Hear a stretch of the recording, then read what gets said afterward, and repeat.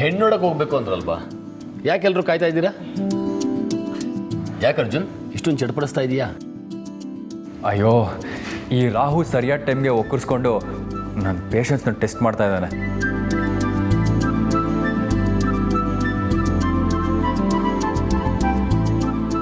ಎಲ್ಲ ಸಮಯದಲ್ಲೂ ತಮಾಷೆನಾ? ನೀವು ಸ್ವಲ್ಪ ಸುಮ್ಮನಿರು. ರಾಹುಕಾಲ ಮುಗೀತು. ನಮ್ಮ ಅರ್ಜುನ್ ಅವರು ಸ್ಮೈಲ್ ಕೊಡಬೇಕಾಗಿ ವಿನಂತಿ.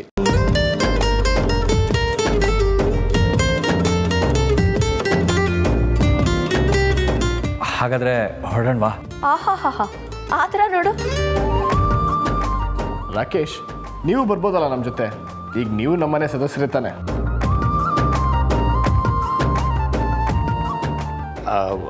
ನಾನಾ? ಅಯ್ಯೋ, ನನಗದೆಲ್ಲ ಗೊತ್ತಾಗಲ್ಲ. ನೀವೇ ಹೋಗಿ ಬನ್ನಿ. ಗೊತ್ತಿಲ್ಲ ಅಂದರೆ ಏನರ್ಥ? ನೀವೀಗ ನಮ್ಮನೇಲಿ ಒಬ್ಬರು, ನೀವು ಬಂದರೆ ನಮಗೆಲ್ಲ ಖುಷಿ ಆಗುತ್ತೆ. ಹೌದು, ನೀವು ಬಂದರೆ ಚೆನ್ನಾಗಿರುತ್ತೆ. ಬನ್ನಿ ರಾಕೇಶ್ ಅವರೇ. ಹೌದು ರಾಕೇಶ್, ನೀವು ಬರಲೇಬೇಕು. ನೀವೆಲ್ಲ ಇಷ್ಟೊಂದು ಪ್ರೀತಿಯಿಂದ ಕರಿತಾ ಇದ್ದೀರಾ ಅಂದಮೇಲೆ ಬರಲ್ಲ ಅನ್ನೋಕ್ಕಾಗತ್ತಾ? ಆದರೂ ಅಮ್ಮ, ನೀವು ಹೋಗ್ತಾ ಇದ್ದೀರಾ?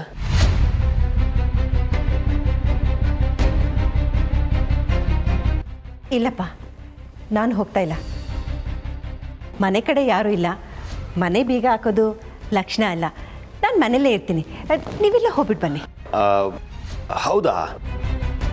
ನನಗೂ ಈ ಲೋಕದಲ್ಲಿ ಇದೊಂಥರ ಹೊಸ ಅನುಭವ.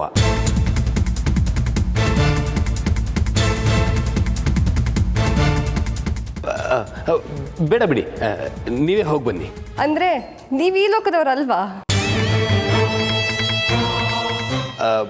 ಇಲ್ಲ, ಅದು ವಾಣಿ, ಅವನೀಗ ತಾನೇ ಸಿಂಗಾಪುರದಿಂದ ಇಂಡಿಯಾಗೆ ಬಂದಿದ್ದಾನೆ. ಇದು ಅವನಿಗೆ ಬೇರೆ ಲೋಕದ ಥರ ಕಾಣ್ತಾ ಇದೆ ಅನ್ಸುತ್ತೆ. ಅಲ್ವೇನೋ ರಾಕೇಶ? ಹಾಂ, ಹೌದೌದು, ನೀವು ಹೇಳಿದ್ದು ಸರಿ. ಸರಿ ಸರಿ, ಹೊತ್ತಾಗುತ್ತೆ. ನೀವೆಲ್ಲ ಹೋಗಿ ಬನ್ನಿ. ವಾಣಿ, ಅರ್ಶಿನ ಕುಂಕುಮ ತಟ್ಟೆ ತೊಗೊಂಬಮ್ಮ.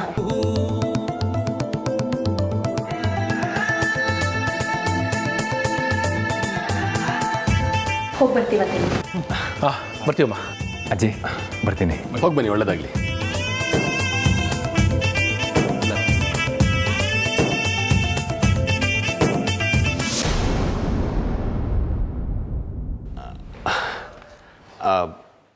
ಅಮ್ಮ, ನಾನು ಮನೆಯಲ್ಲ ನೋಡ್ಕೊಂಬರಲ್ಲ? ಹ್ಞೂಪ್ಪ.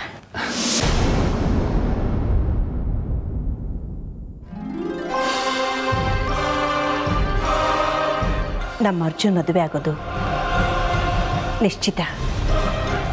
ಆದರೆ ಅಮೃತನ ಜೊತೆ ಅಲ್ಲ, ಮಯೂರಿ ಜೊತೆ.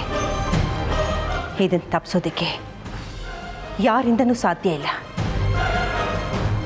ಹೌದು, ಆ ಹುಡುಗಿ ಅಮೃತ ಅರ್ಜುನ್ ಮಯೂರಿ ಮದುವೆನ ತಪ್ಪಿಸೋದಕ್ಕೆ ಯಾಕೆ ಪ್ರಯತ್ನ ಪಟ್ಲು? ಅದನ್ನು ಆದಷ್ಟು ಬೇಗ ಗೊತ್ತಾಗೇ ಆಗತ್ತೆ.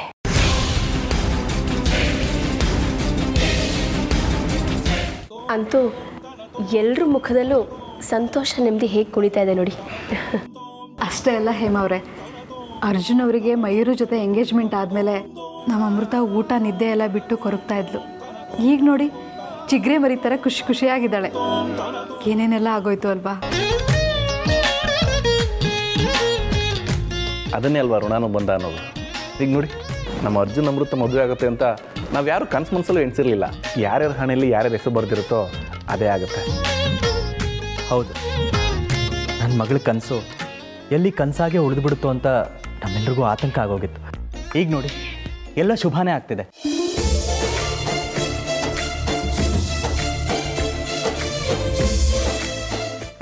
ಹೌದೌದು, ಅವಳ ಕನಸು ನಮಗೆಲ್ಲ ದುಸ್ವಪ್ನ.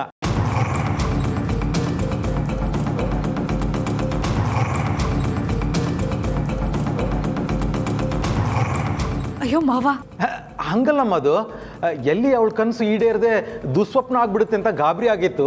ಅದನ್ನ ಹೇಳಕ್ ಬಂದೆ ಅಷ್ಟೇ. ಆಗ್ಲಿ ಆಗ್ಲಿ, ಎಲ್ಲ ಒಳ್ಳೇದೇ ಆಗ್ಲಿ.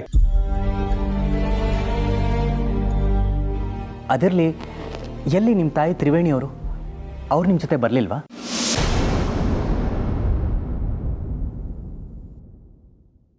ಅದು ಮನೆ ಕಡೆ ಯಾರೂ ಇರಲಿಲ್ಲ, ನಾವೆಲ್ಲ ಇಲ್ಲಿ ಬಂದಿದ್ದೀವಲ್ವಾ. ಮದುವೆ ಮನೆ ಅಲ್ವಾ, ಮನೆಗೆ ಬೀಗ ಹಾಕಿದ್ರೆ ಚೆನ್ನಾಗಿರಲ್ಲ ಅಂತ ಅವರಲ್ಲೇ ಉಳ್ಕೊಂಡ್ರು.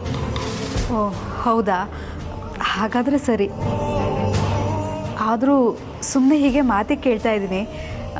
ಅವರಿಗೆ ಈ ಮದುವೆ ಬಗ್ಗೆ ಅಭ್ಯಂತರ ಇಲ್ಲ ತಾನೇ?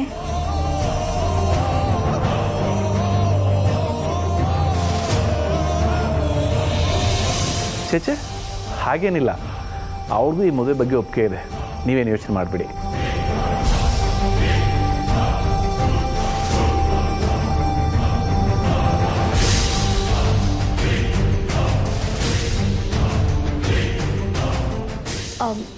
ಎಲ್ಲಿ ಅಮೃತ ಕಾಣ್ತಾ ಇಲ್ಲ?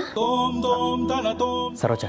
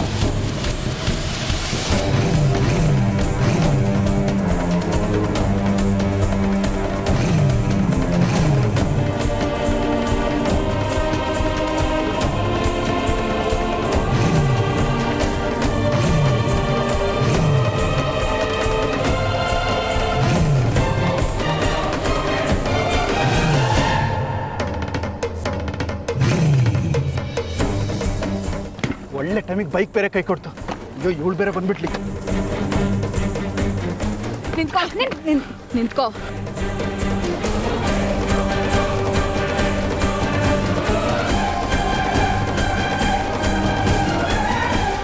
ರೀ, ಯಾಕ್ರಿ ಒಳ್ಳೆ ಬೇತಾಳ್ತಾರೆ ನನ್ನ ಬೆನ್ನತ್ತಿದ್ದೀರಾ? ಬಿಡ್ರಿ. ಓಹೋ, ಮನೆ ಮುರಿಯೋ ಕೆಲಸ ಮಾಡೋವಾಗ ಇಲ್ಲದೆ ಇರೋ ಹತ್ರ ಇವಾಗೇನು? ನಾನು ನಿಂಬೆನ್ನು ಹತ್ತೋ ಅಂತ ಕೆಲಸ ಮಾಡಿದ್ದು ನೀವು ಯಾಕೆ ಅದನ್ನು ಹೇಳ್ರಿ ಮೊದಲು. ರೀ, ತಲೆ ಕೆಟ್ಟಿದ್ದೇನ್ರಿ ನಿಮಗೆ?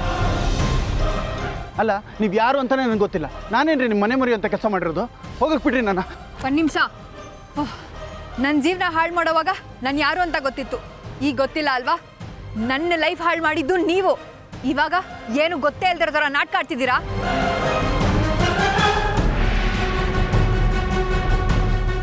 ಅವತ್ತು ನೋಡಿದ್ರೆ ಮದುವೆ ಮಾಡ್ಕೋತೀಯ ಅಂದ್ಲು, ಈಗ ನೋಡಿದ್ರೆ ಲೈಫ್ ಹಾಳು ಮಾಡ್ತಿದ್ದೀನಿ ಅಂತಿದ್ದಾಳೆ. ಅವತ್ತು ಅರ್ಧ ಹುಚ್ಚಿಡ್ದಿತ್ತು ಅನ್ಸುತ್ತೆ, ಇವತ್ತು ಪೂರ್ತಿ ಹುಚ್ಚಿಡ್ದಿರೋ ಆಗಿದೆ. ಹೀಗೆ ಬಿಟ್ಟರೆ ಇನ್ನೂ ಏನೇನು ಹೇಳ್ತಾಳೆ ಏನೋ. ಈ ಲೂಸ್ ಹತ್ರ ಜಾಸ್ತಿ ಹೊತ್ತಿರಬಾರ್ದು.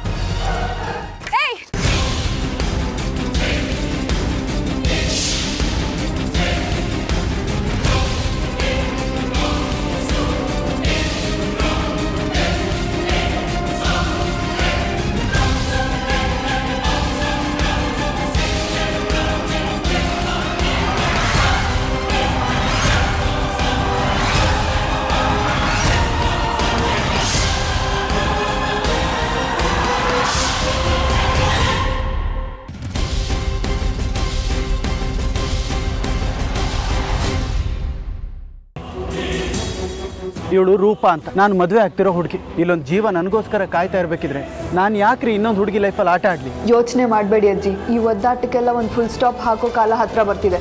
ಅಂದರೆ ನನ್ನ ಅರ್ಜುನ್ ಮದುವೆ ಮುರಿಯೋದಕ್ಕೆ ಯಾರೋ ಕರೆಕ್ಟಾಗಿ ಸ್ಕೆಚ್ ಹಾಕ್ತಿದ್ದಾರೆ ಅಂತ ಅದು ನಿಜ ಆಯ್ತು ಅಜ್ಜಿ.